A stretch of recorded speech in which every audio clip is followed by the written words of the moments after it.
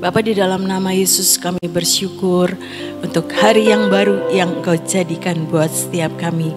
Kami boleh memulai dengan pujian penyembahan di hadapan-Mu. Biar itu boleh menyukakan hatimu, berbau harum naik ke hadapan hadirat-Mu. Terima kasih Tuhan, kami bersyukur dan sebentar kami akan belajar kebenaran firman-Mu. Mari Allah Roh Kudus tolong setiap kami, berikan pewahyuan, pengertian untuk kami boleh menangkap apa yang berasal daripada-Mu. Lembutkan hati setiap kami untuk boleh firman Tuhan ini menjadi benih yang tertanam di dalam hati kami dan bertumbuh bahkan berbuah bagi kemuliaan-Mu. Dalam nama Yesus kami berdoa dan percaya. Amin. Shalom semuanya, selamat hari Senin ya saudara-saudara. Awal minggu yang baru kita belajar siapakah orang yang takut akan Tuhan. Biar itu terjadi buat saudara dan saya. Saya Tuhan, orang yang takut akan Tuhan. Kita belajar dari Mazmur 25 ayat 12 dan 13. Siapakah orang yang takut akan Tuhan? Kepadanya Tuhan menunjukkan jalan yang harus dipilihnya. Orang itu sendiri, orang yang takut akan Tuhan itu akan menetap dalam kebahagiaan dan anak cucunya akan mewarisi bumi. Menetap dalam kebahagiaan. Jadi bukan sewaktu-waktu, tapi kebahagiaan itu menjadi bagian dari hidup orang yang takut akan Tuhan.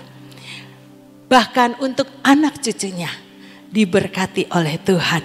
Ya saudara, itu kerinduan setiap kita. Tapi ada bagian yang harus kita lakukan. Mazmur 25 ayat yang ke-12-nya. Siapakah orang yang takut akan Tuhan? Takut akan Tuhan dulu ya saudara-saudara. Kepada orang yang takut akan Tuhan, Tuhan menunjukkan jalan yang harus dipilihnya. Kita sudah memasuki the open doors ya saudara. Banyak pintu yang sudah terbuka di tahun ini. The years of open doors. Banyak pintu. Tapi pintu yang mana, jalan yang mana yang saudara dan saya ini harus kita ambil. Banyak tawaran, mungkin banyak jalan yang dunia tawarkan buat saudara dan saya. Tapi kita harus memilih biar hidup saudara dan saya ini Tuhan menunjukkan jalannya yang harus saudara dan saya ini pilih ya saudara. Setiap kita pasti menginginkan apa yang menjadi janji Tuhan, financial freedom itu terjadi, tergenapi. Tetapi harus kita tahu, harus memilih jalan yang Tuhan tunjukkan ya saudara. Amsal 9 ayat 10 dikatakan permulaan hikmat itu adalah takut akan Tuhan. Itu betul ya saudara, dan yang mengenal Maha Kudus adalah pengertian. Amsal 8 ayat 13, takut akan Tuhan ialah membenci kejahatan. Aku benci kepada kesombongan, kecongkakan, tingkah laku yang jahat, dan mulut penuh tipu muslihat. Ada banyak di dalam kitab Amsal bagaimana takut akan Tuhan ya saudara. Tapi kita belajar dari Mazmur 25 ayat 12 tadi. Kita baca di dalam ayat yang ke-14-nya. Ayat yang ke-14. Tuhan bergaul karib dengan orang yang takut akan Dia. Jadi siapa yang takut akan Tuhan? Tuhan itu bergaul karib dengan orang yang takut akan Dia. Dan perjanjiannya, jalannya akan diberitahukannya kepada mereka yang takut akan Tuhan. Jadi takut akan Tuhan, kita ini belajar lewat ayat ini adalah orang yang membangun keintiman dengan Tuhan. Karena dibilang Tuhan bergaul karib dengan orang yang takut akan Dia. Jadi biarlah siapa orang yang takut akan Tuhan? Itu saudara dan saya. Orang yang mau membangun keintiman dengan Tuhan. Sehingga apa yang menjadi janji Tuhan, Tuhan akan menunjukkan jalan yang harus dipilihnya. Tuhan sendiri yang akan menetap dalam kebahagiaan. Orang itu sendiri akan menetap dalam kebahagiaan dan anak cucunya akan mewarisi bumi. Itu Mazmur 25 ayat 12 dan 13. Tapi bagian kita ayat yang 14 ini juga harus kita lakukan ya saudara. Bergaul karib dengan Tuhan. Keintiman dengan Tuhan ada dalam hidup setiap kita sebagai orang yang takut akan Tuhan. Kalau dengar bergaul karib, ya pasti kita sudah ingat cerita di dalam firman Tuhan Nuh. Ya. Tokoh Nuh itu Kejadian 6 ayat 9. Inilah riwayat Nuh. Nuh adalah seorang yang benar dan tidak bercela di antara orang-orang sezamannya. Hebat sekali ya saudara. Tidak bercela di antara orang-orang sezamannya. Ini artinya orang yang berbeda. Orang yang memiliki sesuatu yang tidak seperti dunia pada zamannya ya saudara. Kita sering pengen Tuhan saya mau jadi orang yang dibedakan. Tapi kita juga harus hidup menjadi orang yang berbeda di tengah-tengah dunia ini ya saudara. Dikatakan lagi dan Nuh itu bergaul dengan Allah ya saudara. Jadi Nuh ini bisa menjadi orang benar dan tidak bercela di antara orang-orang sezamannya. Karena Nuh itu bergaul dengan Allah ya saudara. Ayat 13 sampai 14. Ceritanya Tuhan ini mau mengakhiri segala makhluk. Tuhan ini ngomong, ngasih tahu kepada Nuh. Berfirmanlah Allah kepada Nuh. Aku telah memutuskan untuk mengakhiri segala makhluk sebab bumi telah penuh dengan kekerasan oleh mereka. Jadi aku Tuhan akan memusnahkan mereka bersama-sama dengan bumi. 14. Buatlah bagimu sebuah bahtera dari kayu gofir. Bahtera itu harus kau buat berpetak-petak dan harus kau tutup dengan pakal dari luar dan dari dalam. Dikasih tahu mau bakal terjadi apa, mau dimusnahkan oleh Tuhan. Tuhan itu ngasih tahu sama Nuh. Mungkin Nuh juga ngomong dengan orang-orang yang ada di zaman itu. Ayo bertobat nanti akan dimusnahkan oleh Tuhan kalau tidak mau bertobat. Tapi mereka tidak mendengar. Buktinya hanya keluarga Nuh yang diselamatkan pada waktu itu. Kalau saudara baca dalam firman Tuhan ya saudara. Jadi Nuh itu dikasih tahu sama Tuhan mau terjadi air bah. Nuh disuruh Tuhan bikin bahtera untuk menyelamatkan Nuh dan keluarganya beserta binatang-binatang yang harus dia bawa. Karena apa? Nuh itu bergaul dengan Allah. Sehingga Nuh itu menangkap apa yang menjadi kehendak Allah. Jalan apa yang harus dia pilih untuk Nuh ini lakukan. Bikin bahtera, ya nurut ya saudara-saudara. Mungkin dia mengalami banyak cemoohan dari orang-orang sekitarnya. Tapi dia tahu, dia mengerti apa yang jalan yang harus dipilihnya. Karena dia bergaul dengan Allah. 17 sampai 18. Kejadian 6 ayat 17 sampai 18. Sini saya loncat-loncat ya. Sebab sesungguhnya Tuhan akan mendatangkan air bah meliputi bumi untuk memusnahkan segala yang hidup dan bernyawa di kolong langit. Segala yang ada di bumi akan mati binasa. Dikasih tahu bakal terjadi air bah.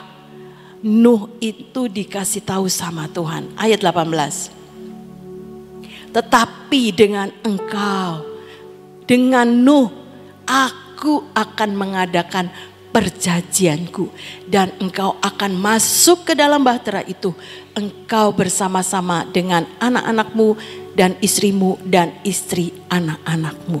8 orang keluarga Nuh menjadi orang yang diselamatkan. Karena apa? Nuh tahu jalan yang harus dipilihnya. Karena Nuh hidup bergaul dengan Tuhan, punya keintiman dengan Tuhan. Sehingga Nuh itu mempunyai kemampuan yang dari Tuhan sendiri untuk melakukan bagiannya seperti yang Tuhan mau. Biar ini contoh membawa saudara dan saya.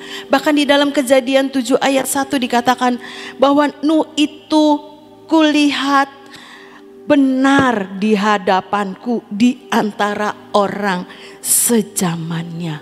Hebat sekali ya saudara-saudara. Itu Tuhan yang ngomong. Dilihat sama Tuhan itu.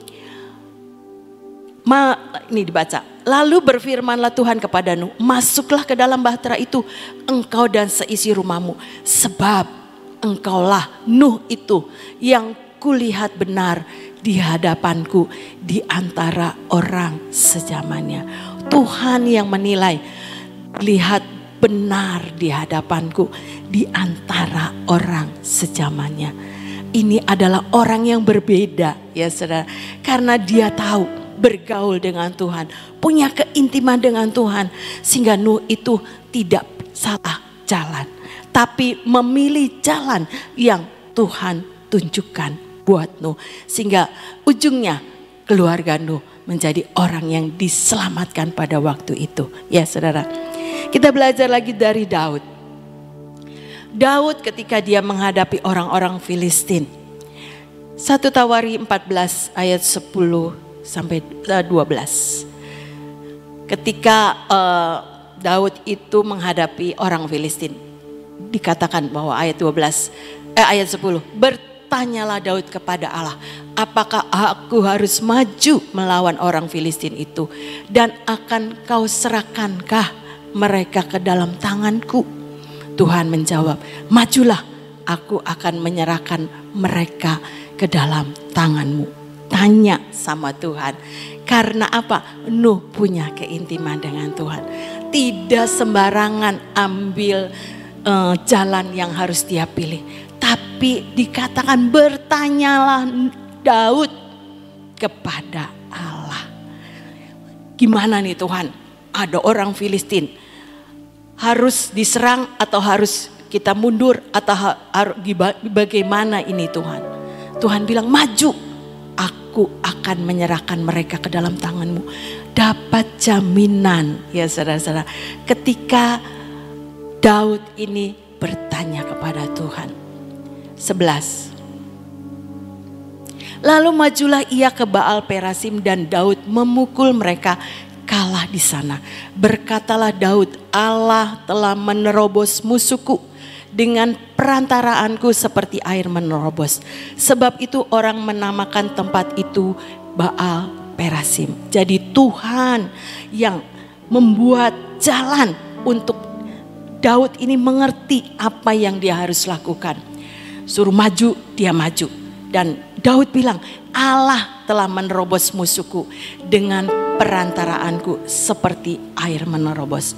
Sebab itu orang menamakan tempat itu Baal Perasim. Ada Tuhan dalam hidup saudara dan saya untuk mengalahkan setiap musuh-musuh apa yang ada di depan kita. Kita tanya sama Tuhan, di gimana ini Tuhan? Jalan apa yang harus saya ambil? Tuhan tolong Tuhan. Dan Tuhan yang memberikan jawaban itu buat saudara dan saya. Sehingga kita ini berjalan bukan dengan kekuatan kita. Jalan yang harus kita pilih itu ada jaminan, ada penyertaan Tuhan. Baal Perasim itu penerobos yang mungkin bagi kita itu tidak mungkin. Tapi Tuhan, Allah telah menerobos musuh saudara dan saya. Sehingga apa yang di cerita selanjutnya nanti kita bisa baca. Ayat yang ke-12. Lalu majulah 12. Orang Filistin itu meninggalkan para allahnya di sana. Lalu orang Israel membakar habis perintah Daud. Orang Filistin dikalahkan oleh Daud. Ayat 13 sampai 17.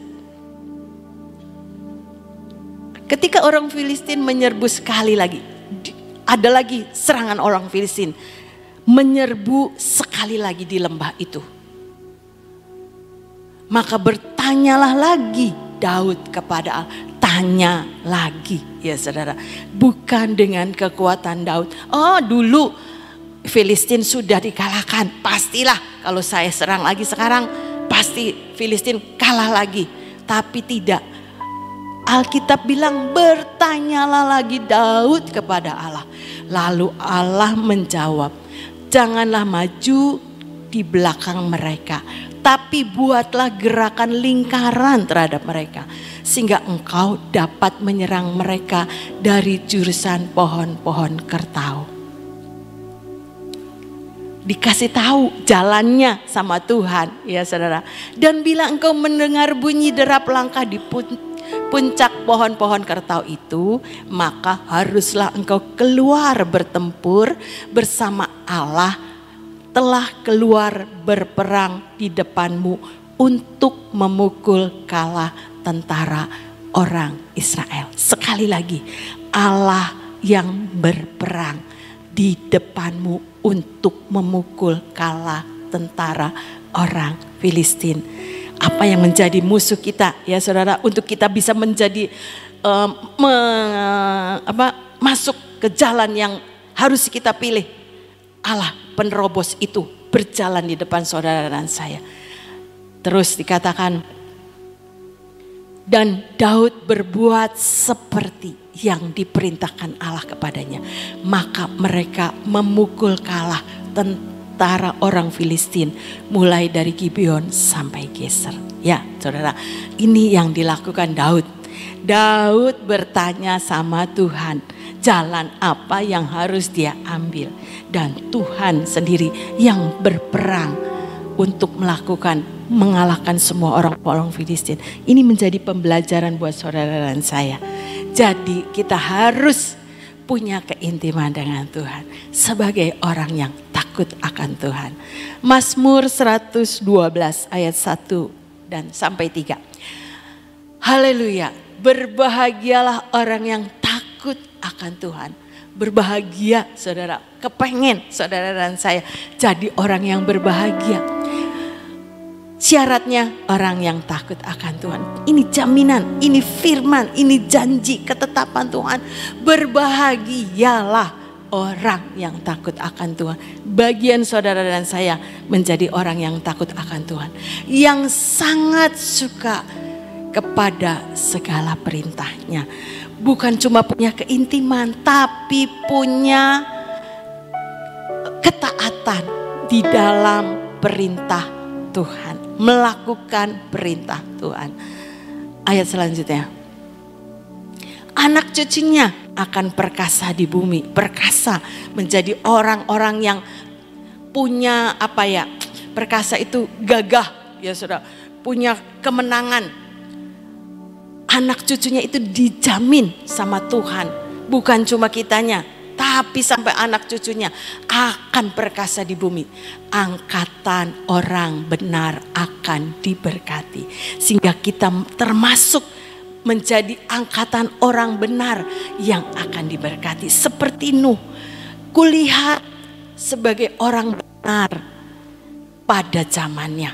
Itu Tuhan yang ngomong ya saudara-saudara. Itu juga buat saudara dan saya. Selanjutnya, harta dan kekayaan ada dalam rumahnya.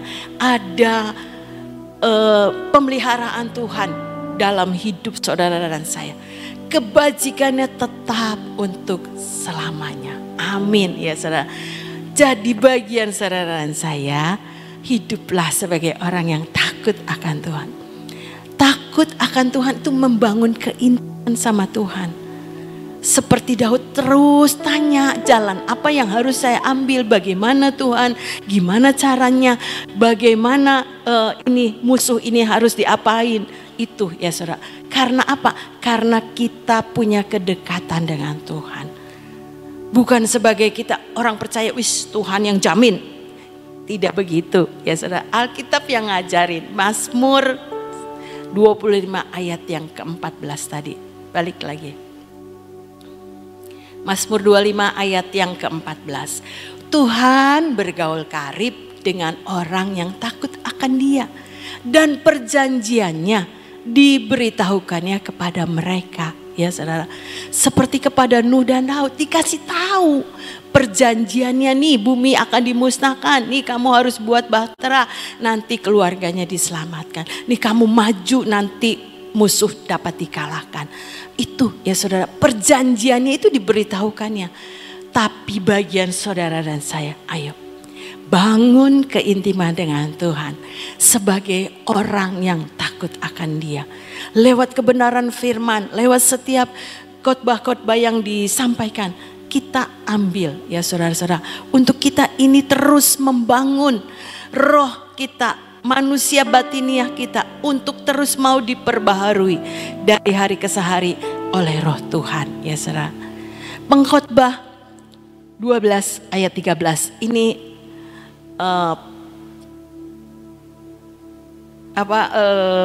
kesimpulannya dari pengkhotbah ini dikatakan, akhir kata dari segala yang didengar ialah takutlah akan Allah dan berpeganglah pada perintah-perintahnya, karena ini adalah kewajiban setiap orang. Ya saudara, ini diperhatikan, takutlah akan Allah dan berpeganglah pada perintah-perintahnya.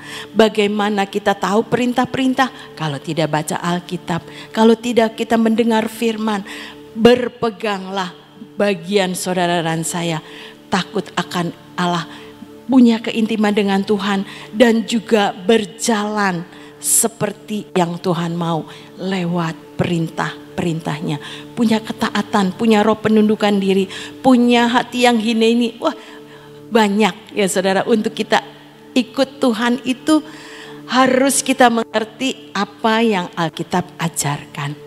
Karena ini adalah kewajiban setiap orang. Biar ini menjadi perenungan buat saudara dan saya. Bagaimana hidup kita di dalam pengiringan kita kepada Tuhan. Adakah kita ini menjadi orang yang takut akan Tuhan? Ya sudah pasti Bu, karena saya akan percaya sama Tuhan. Betul. Takut akan Tuhan tidak berhenti sampai di situ ya saudara-saudara.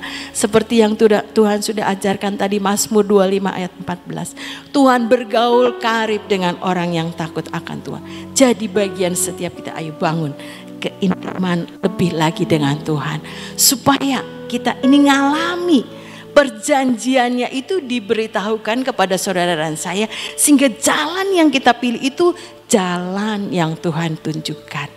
Ada jaminan daripada Tuhan, orang itu sendiri akan menetap dalam kebahagiaan dan anak cucunya akan mewarisi bumi. Baru kita mengalami ya saudara, apa yang menjadi janji Tuhan tergenapi dalam hidup saudara dan saya. Biar Tuhan meteraikan kebenaran firman Tuhan dan Roh Kudus yang terus memampukan untuk saudara dan saya menjadi orang yang takut akan Tuhan. Amin, amin. Tuhan Yesus memberkati. Saudara sudah sering kali mendengar tentang takut akan Tuhan ya. Tadi sudah diterangkan, dan salah satu hal kita melihat akan kehidupan Nuh, kita melihat akan kehidupan daripada Daud adalah bukan sekedar dia itu orang yang takut akan Tuhan, semua diberitahukan, tapi satu hal yang berbicara kepada saya pagi hari ini adalah orang kalau yang takut akan Tuhan, seluruh perintah Tuhan merupakan kesukaannya. Ya. Daud, seluruh perintah Tuhan, seluruh firman-Nya itu merupakan kesukaan. Ya. Kesukaan sama sesuatu hal yang biasa itu berbeda, saudara. Ya. Kalau saudara itu suka semua makanan, ya. Tapi kalau tiba-tiba saudara itu mendapatkan sesuatu makanan yang merupakan kesukaan, itu beda, senengnya tuh beda. Nah, demikian juga kita tahu bahwa semua orang itu pasti dalam tanda kutip suka akan firman Tuhan. Ya. Tapi kalau merupakan kesukaan itu beda. Suka dengan kesukaan itu beda. Ya, aku suka. Oke. Tapi ini kesukaan saya itu spesial. Nah, Tuhan katakan kalau orang yang takut akan Tuhan itu firman merupakan sesuatu yang spesial buat hidupnya. Senang banget, bukan hanya senang. Senang banget. Saya mendorong saudara, yuk kita sebagai anak-anak Tuhan, supaya kita menjadi orang yang takut akan Tuhan, jadikan setiap perintah Tuhan menjadi kesukaan. Menjadi kesukaan. Ya. Selalu ingat, kalau menjadi kesukaan itu selalu ingat. Seorang yang mempunyai kesukaan terhadap cucunya, selalu ingat akan cucunya. Ya. Kalau seorang mempunyai kesukaan akan sesuatu, selalu ingat akan apa yang menjadi kesukaannya. Ya. Saudara, saya percaya kalau engkau punya firman itu, perintah Tuhan itu merupakan kesukaan, engkau akan selalu ingat akan seluruh perintah Tuhan. Dan itulah salah satu syarat orang yang takut akan Tuhan. Yuk kita berdoa saat ini. Bapa, selidiki akan hidup kami pagi hari ini Tuhan. Adakah kami orang yang takut akan Engkau? Adakah kami ini menjadikan setiap firman-Mu, setiap peraturan-Mu, setiap perkataan-Mu merupakan kesukaan dalam hidup kami Tuhan? Apakah kami memilih-milih dalam segala sesuatu yang Kau perintahkan buat kami? Ataukah kami setiap firman-Mu baik itu baik maupun itu adalah pengajaran yang Engkau berikan buat kami? Dan apakah itu merupakan kesukaan atau suatu kebencian dalam hidup kami? Hanya Engkaulah yang tahu Tuhan. Dalam masa-masa saat-saat ini, berikanlah kepada kami Tuhan roh pengertian untuk menerima dan mempunyai hati yang suka, merupakan suatu kesukaan daripada setiap firman yang Kau berikan buat kami. Tanamkan dalam hati kami Tuhan. Beri kerinduan ini untuk kami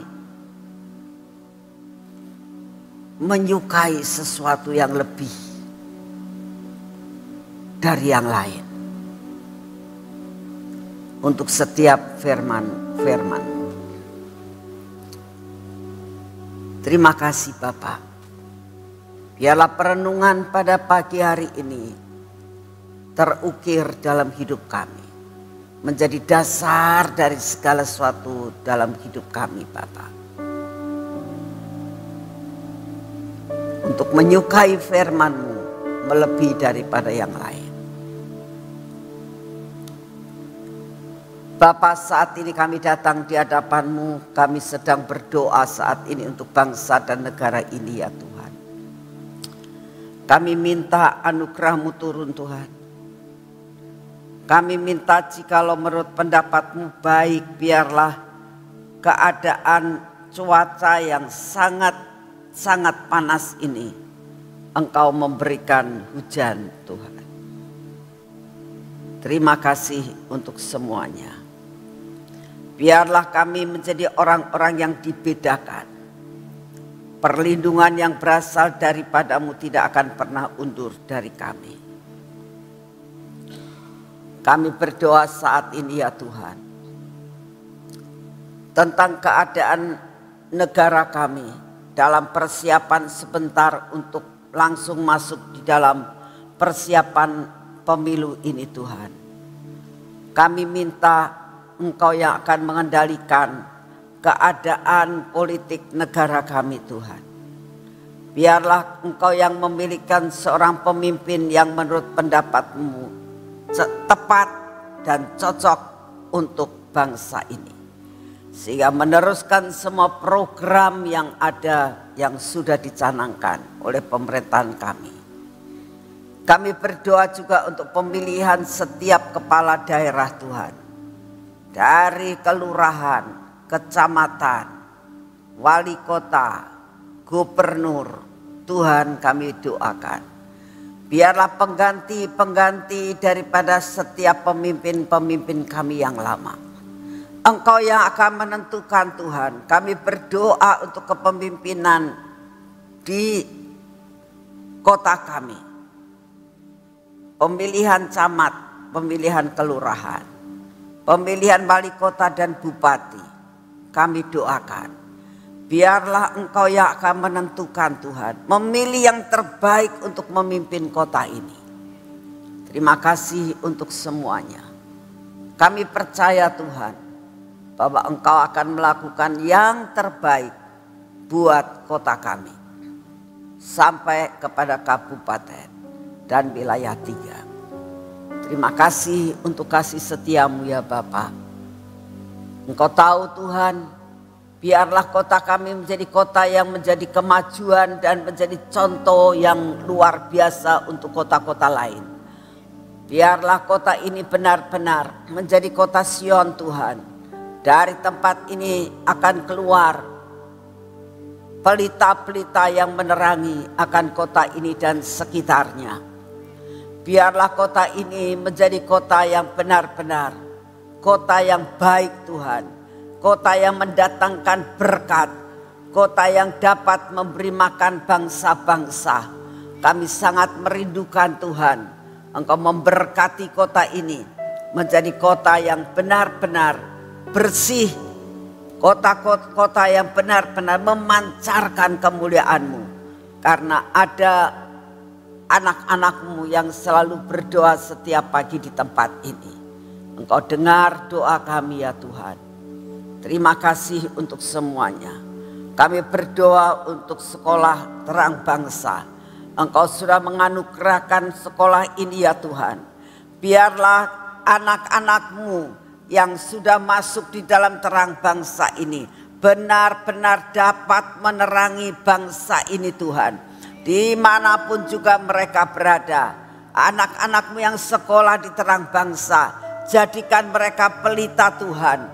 Untuk dapat menerangi setiap pergaulan mereka.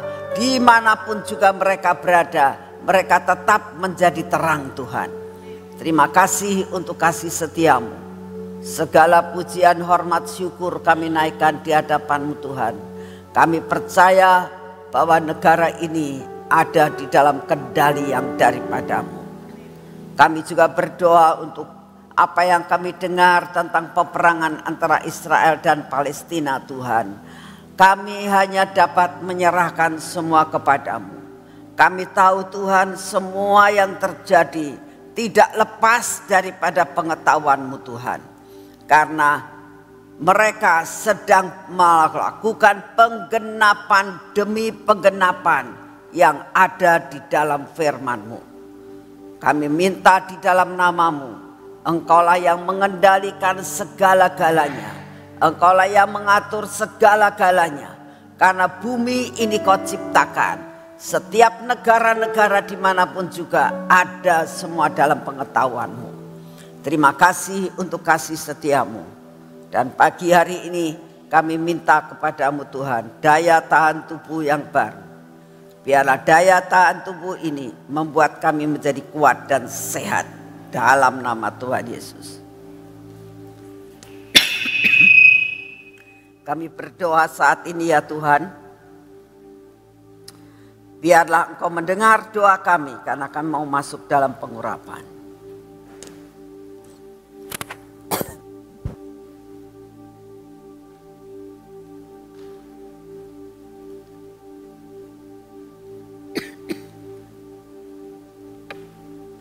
Dalam nama Tuhan Yesus. Biarlah pengurapan ini memasuki akan hidup kami. Ini hari pertama di mana kami akan melakukan semua pekerjaan kami. Bersamamu Tuhan kami melakukan perkara yang ajaib. Biarlah mata kami ada dalam penguasaan daripadamu. Telinga kami, bibir, mulut kami, dan hati kami ya Tuhan. Lepaskan kami daripada segala perkara yang tegar tengkuk dalam hidup kami. Supaya kami jadi orang yang takut akan Engkau. Kau berkati tangan kami. Kau berkati kaki kami Tuhan. Biarlah perjalanan kami hari ini, apapun yang akan kami kerjakan hari ini bersamamu, berkat-Mu sudah Kau siapkan buat kami. Jatah-Mu kami terima dengan utuh. Di dalam nama Tuhan Yesus. Amin. Selamat pagi, Tuhan memberkati saudara semuanya.